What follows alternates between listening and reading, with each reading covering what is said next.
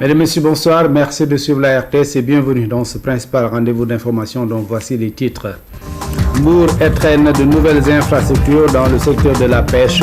Le ministre Oumar Gueye a inauguré ses réalisations à côté d'une ferme bovine à Pointe-Sarène et une ferme avicole à Mbodiène. Des infrastructures de pêche qui s'inscrivent dans le cadre du PRAO, le projet régional des pêches en Afrique.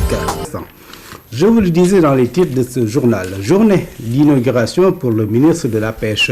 4 infrastructures inaugurées, une ferme avicole à Mbodiène, une ferme bovine à Pointe-Sarène, des équipements, la station de surveillance côtière d'Hambourg et la dernière, l'unité de mise en œuvre du projet.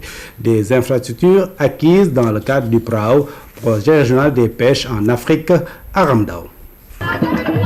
Difficile de douter de leur satisfaction.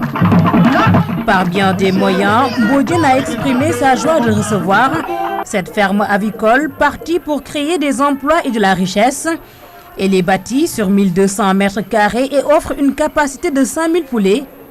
Un joyau qui a coûté 85 millions de francs CFA. Au nom des habitants du département de Mbour, fiers de ce choix porté sur notre terroir, je vous prie d'être notre émissaire pour transmettre nos sincères remerciements au président Macky Sall et à son gouvernement. Mbodiène est important pour le département et pour le Sénégal. Mbodiène, c'est le dynamisme d'un terroir, riche de son patrimoine, fier de son passé et ambitieux pour son avenir. Cette ferme avicole de Mbodiène, 7 autres d'embauche bovine de Pointe-Sarène sont mises en place dans le cadre du PRAO, le projet régional des pêches en Afrique de l'Ouest. Il est financé conjointement par la Banque mondiale et le Sénégal. L'objectif du PRAO Sénégal est de renforcer les capacités du pays dans les domaines de la bonne gouvernance des pêches et de la lutte contre la pêche illégale et d'accroître la valeur ajoutée des produits halieutiques. Au total, le PRAO a investi quelques 300 millions de francs, sans compter son partenariat avec le Crédit Mutuel du Sénégal, qui a permis de mettre en place une ligne de crédit de 500 millions de francs pour appuyer les pêcheurs qui veulent se reconvertir dans d'autres activités.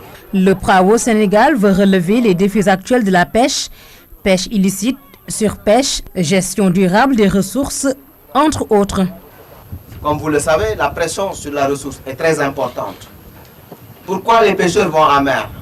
D'abord pour nous permettre d'avoir une alimentation. Parce que les Sénégalais, nous sommes de grands consommateurs de riz, au poisson, notre plat national, le thiéboudion, mais aussi pour avoir des ressources. Si de manière alternative, les pêcheurs peuvent avoir d'autres revenus, c'est très bien et ça va diminuer la pression sur la ressource. C'est tout le sens de ce que nous sommes en train de faire ce matin. D'autres localités ont déjà bénéficié des actions du PRAO. Aujourd'hui, c'est le département de Mbour qui est à l'honneur. Sa station de surveillance côtière a aussi été réhabilitée et équipée. Dakar a aussi étrenné le nouveau siège de l'unité de mise en œuvre du projet. Les cours de